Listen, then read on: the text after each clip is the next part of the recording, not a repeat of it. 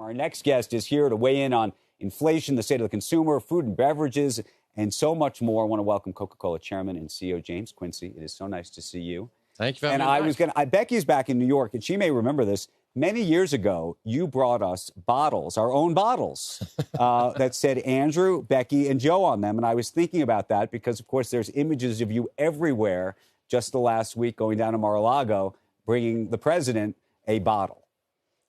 Have you always had bottles for the president? We have been doing inauguration bottles for like 5 inaugurations. But they never got attention like that. No, they didn't. But this time we did a Diet Coke one, which was slightly different. Before, there'd always been Coca-Cola ones, going back the last 5. And this time we did a Diet Coke one because, of course, the president is one of the great Diet Coke consumers. We did it. How many Diet Cokes a day do you think he drinks? I have no idea. Did you guys discuss his Coke consumption?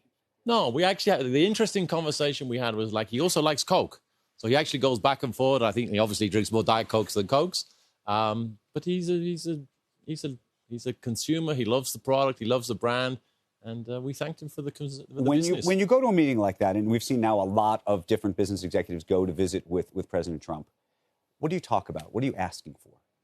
It wasn't that. Actually, right. We'd sent the bottle with a nice letter. Actually, the president had written a response back on the letter saying, thanks very much. And his team said, well, why don't you come down and give it to him personally? So it was more kind of just to present the bottle. We talked about all sorts of things across the scope of how the world's going, golf, which sort of golf courses does he it was a bit of everything. But it was a nice opportunity to present, the president of the United States his own bottle.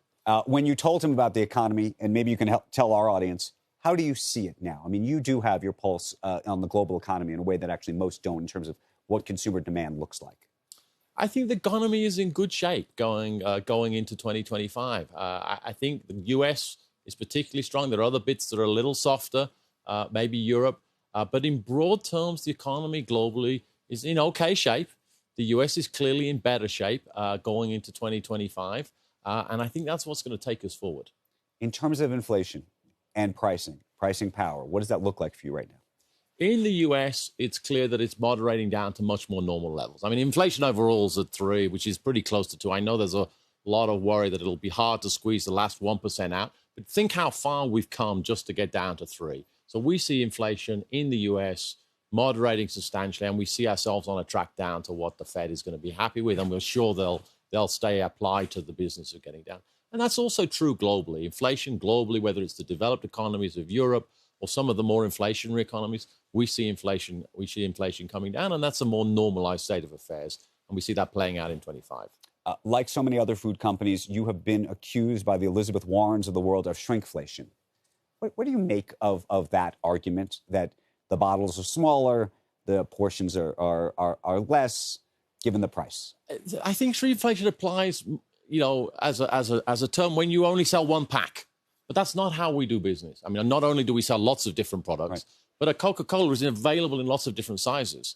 The regular can, for example, of a Coke has not changed from decades. So our strategy is to provide a range of choice of different pack sizes at different price points. So there is no real shrinkflation in that sense. In the sense you can buy a 6-ounce Coke or a 3-liter Coke around the world. That all the pack sizes are out there. And our intent is to provide the right amount of liquid at the right price for what you want. Talking about liquid, you've been adding alcohol to some of the liquid recently. I'm curious how that's been going.